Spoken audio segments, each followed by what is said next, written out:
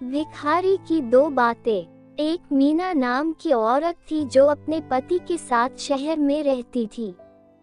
उनका अपना घर था। मीना का एक बेटा था जिसका नाम था राहुल।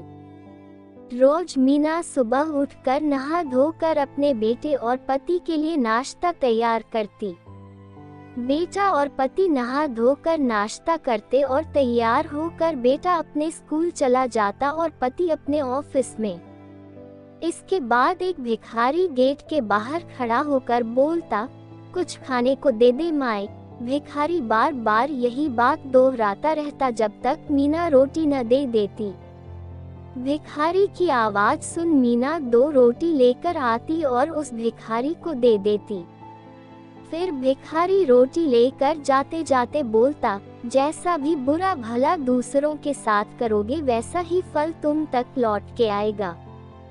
एक दिन पति और बेटा दोनों सोकर लेट उठते हैं। बेटा जल्दी जल्दी में तैयार होकर बिना कुछ खाए स्कूल चला जाता है।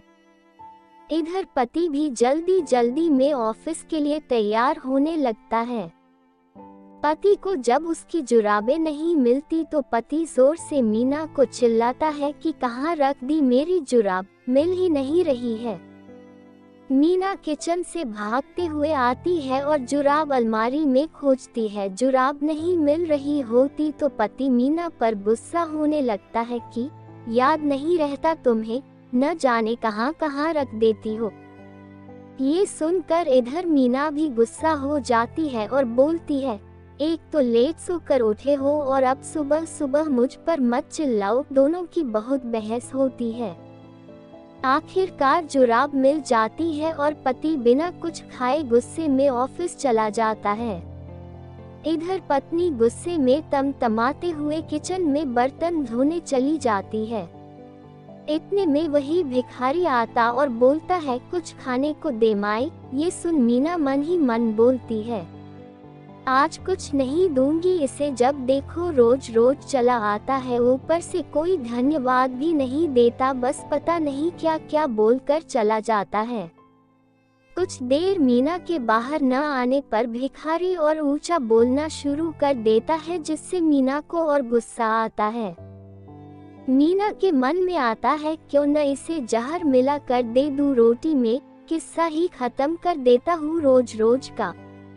मीना रोटी में जहर लगा देती है और जैसे ही भिखारी को देने जाती है वह रुक जाती है। उसको भिखारी पर रहम आ जाता है और सोचती है, यहाँ मैं क्या करने जा रही थी, ऐसे तो इस भिखारी की मौत हो जाती।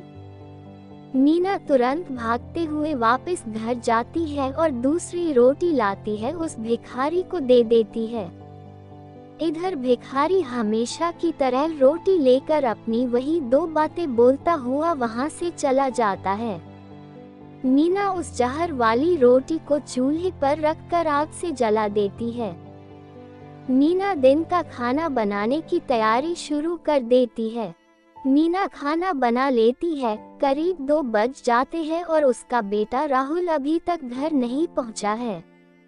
मीना ये सोचकर परेशान हो जाती है कि एक तो भूखे पेट स्कूल चला गया, ऊपर से अब तक घर भी नहीं पहुंचा। मीना का दिल बहुत घबरा रहा था। इतने में कोई दरवाजे पर दस्तक देता है। मीना जैसे ही दरवाजा खोलती है वो दंग रह जाती है। मीना देखती है कि उसका बेटा राहुल बहुत बुरी हालत में है। राहुल के कपड़े गंदे होते हैं और राहुल बहुत कमजोर दिख रहा होता है। मीना राहुल को पहले सोफे पर बैठती है और पानी पिलाती है। मीना पूछती है कि बेटा ये कैसे हुआ। तब बेटा बोलता है, माँ मैं बहुत भूखा था, जैसे ही स्कूल से घर आते हुए रास्ते में मुझे चक्कर आ गया था। माँ में आज तो मैं मर ही गया होता अगर उस भिखारी ने मुझे वो रोटी खाने को ना दी होती। जब मैं वहाँ रास्ते में गिरा तो वहाँ कोई नहीं था। कुछ देर बाद वहाँ वो भिखारी आया और मुझे उठाया, बोलने लगा, लो ये रोटी खा लो, इस समय मुझसे ज्यादा जरूरत तुम्हें है। उसने अपनी रोटी मुझे खिलाई और पानी पिलाया, तब जाकर कुछ जान में जान आई। माँ बेटे की यह बातें सुन मीना का तो सर चकरा गया। मीना खुद को किसी तरह संभालती हुई रोने लगी कि आज मेरा बेटा उसी भिखारी की वजह से जिंदा है जिसे मैं आज वो जहर वाली रोटी देने जा रही थी।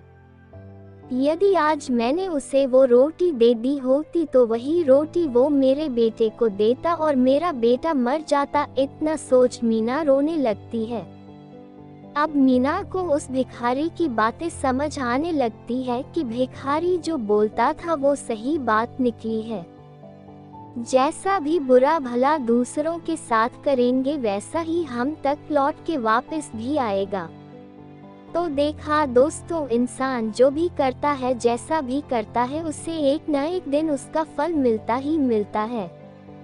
सोचो, अगर उसने आज भिखारी को वो जहर वाली रोटी दे दी होती तो आज उसका बेटा जिंदा न होता, या फिर अगर भिखारी खुद वो जहर वाली रोटी खा लेता तो न तो वो भिखारी बचता और न ही भूख से तड़प रहा उसका बेटा राहुल बचता।